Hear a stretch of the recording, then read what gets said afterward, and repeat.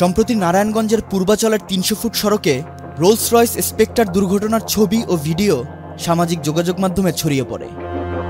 এই গাড়িটি রোড ডিভাইডারে পড়ে থাকতে দেখে জনমনে উৎকণ্ঠার সৃষ্টি হয়, কারণ এই গাড়িটি অনেক দামি।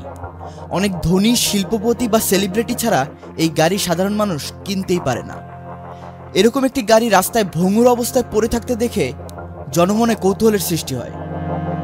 জানা যায় এই গাড়িটি রোলস রয়েস কোম্পানির স্পেক্টার মডেলের গাড়ি। ১৯ জুলাই বিকাল ৪টার দিকে নারায়ণগঞ্জের পূর্বাচলের ৩০০ ফুট সড়কে নিয়ন্ত্রণ হারিয়ে রোড ডিভাইডারের সাথে ধাক্কা খায়। এই ঘটনায় ৪ জন আহত হওয়ার তথ্য দিয়েছেন রূপগঞ্জ থানার ওসি তরিকুল ইসলাম।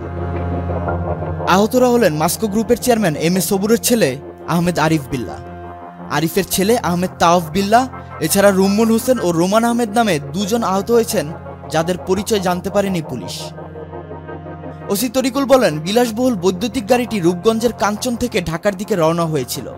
পথে নিয়ন্ত্রণ হারিয়ে ৩০০ ফুট সড়কের ডিভাইডারে ধাক্কা দিলে ৪ জন আহত হন। তারা রাজধানীর একটি বেসরকারি হাসপাতালে চিকিৎসাধীন।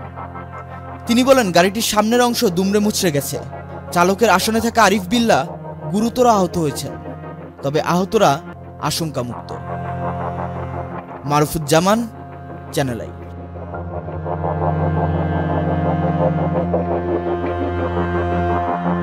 বান্ডেল থাকলে প্রতি সেনমানিতে টাকা বাঁচবে। বিকাশ সেনমানি বান্ডেল কিনে জিতুন প্রতি লেনদেনে।